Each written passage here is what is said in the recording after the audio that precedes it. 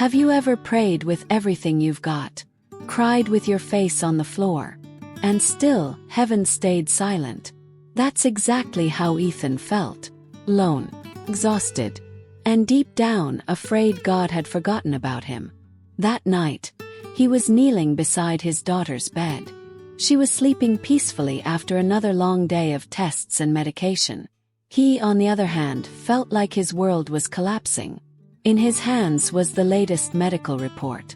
One more sign that things were spiraling out of control. Another blow. And still no word from heaven. Ethan was 42. He'd always been a man of faith. But now, he wasn't sure if he had any belief left to hold on to. He'd been praying for weeks. Not for luxury. Not for anything big. Just one thing, his daughter's healing. Or at least, a response. Anything. But what did he get? Silence. And the more he cried out, the emptier everything around him felt. Like God had checked out. Like heaven was locked up. That night, while the world slept, Ethan whispered, "God, if you're still there, please say something. Just once. Show me you haven't left." Silence. No feeling. No chill down the spine. No voice in his head. Nothing. And in that moment, tired, crying, he thought, maybe this silence is the answer. And maybe that's what scares me most. Before all this, Ethan was known as the faith guy. The one who prayed over his friends. The one who said with confidence, "God's never late." The one who gave advice like he had it all figured out. But now, all he had was silence. Not just from God, but from himself. Because Ethan couldn't even pray like he used to. The words wouldn't come. His mind was full of doubt. And his heart, it forgot how to surrender. At first, he tried to stick to his spiritual routine. Woke up early, read his Bible, wrote in his journal. But as the days passed, it all started to feel hollow, lifeless. He'd watch people at church, eyes closed, singing, smiling, and feel completely disconnected. Like he was living in a parallel reality, where only he couldn't hear God's voice. Ethan started to pull away.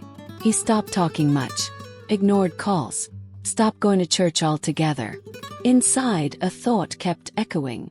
If God loves me, why is he so silent? And along with it came guilt. How could a man who always believed so deeply now be full of doubt? How could someone who used to say, "God is with you," now feel like God had walked away? It was a war, not outside, inside. And no matter how hard he tried to cling to certainty, everything kept slipping through his fingers. His daughter's pain, his powerlessness, God's silence. But even in that deep, dark place, there was something that wouldn't burn out. Spark. Teeny. Almost invisible, but still alive. And that spark, God wasn't done with it yet. It was a day like any other. Light rain tapping the windows. The house quiet like it had been for weeks. Ethan was washing dishes, completely on autopilot. Hands busy, mind wandering through a maze of questions with no answers. That's when he heard something from his daughter's room. An old one. The kind he used to sing with her years ago. Her little voice, off-key, quiet but sweet, sang a line he knew by heart. "Be still, and know that I am God." Ethan froze. The water kept running but everything else stopped.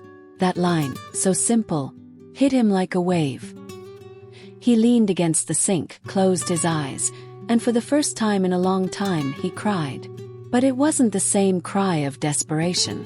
It was different. Like something deep inside him had finally been touched. He repeated the words in his mind. "Be still." That verse, which used to sound like just another Bible phrase, now felt like a personal invitation. God wasn't explaining something. He was inviting. Be still. Rest.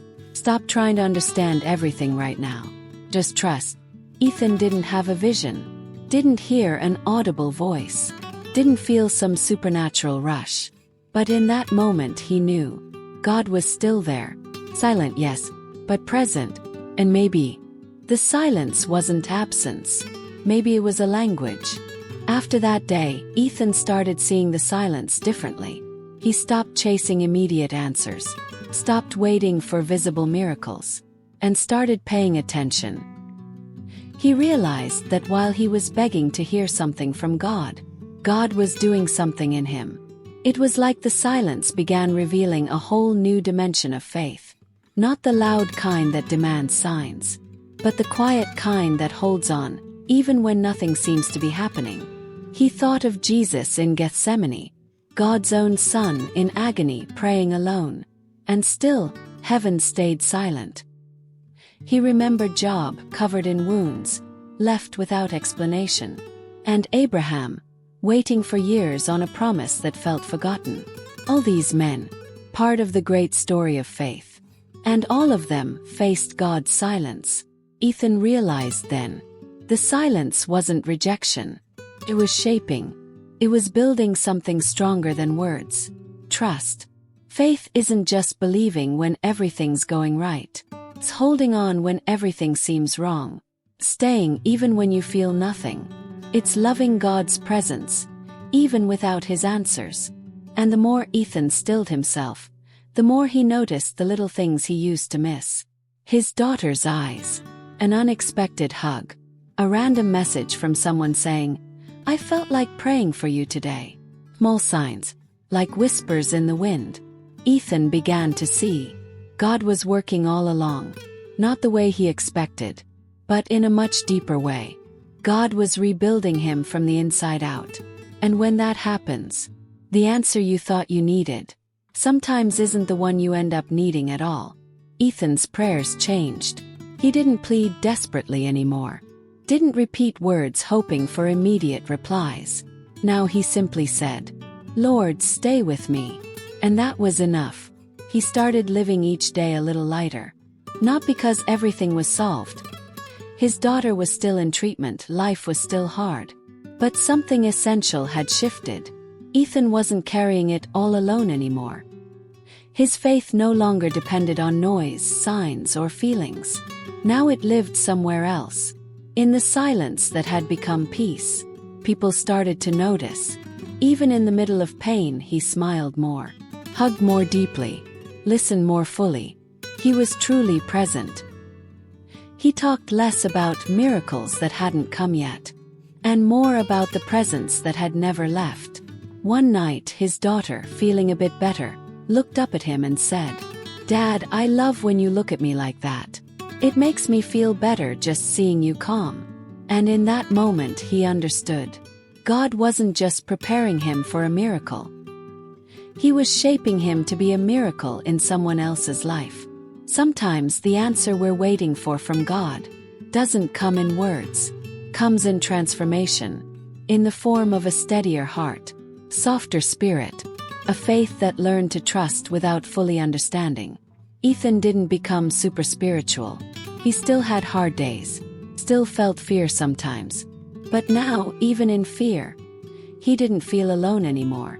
Because when everything else went quiet, he knew God was there, silent, but present. And now, maybe it's your turn to respond. Maybe you're living through God's silence right now. Maybe you're tired of praying and seeing nothing change. Maybe what hurts the most isn't the pain you're facing, but the fear of facing it alone.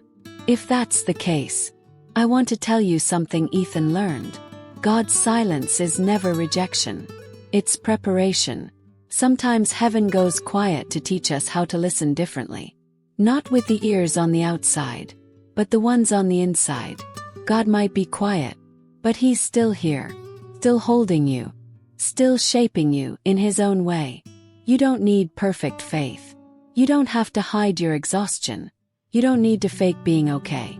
You can say to God, "I don't understand any of this, but I'm still here." Because that kind of faith, quiet, tired, honest, is one of the most beautiful kinds there is. God hears even the silence in your heart. And He answers, not always with words, but with presence, with strength, with peace that can't be explained, only felt. Maybe today you don't need a response. Maybe all you need to hear is, "I'm here. Even if you can't hear me, I never left."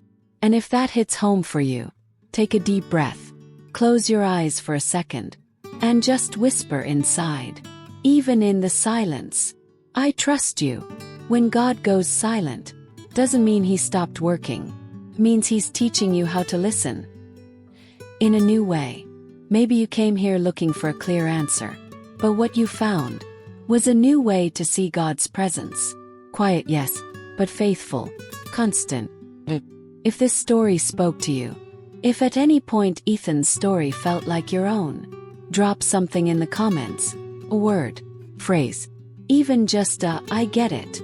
Sometimes your comment will be read by someone going through the exact same silence. And through your words, they'll realize they're not alone.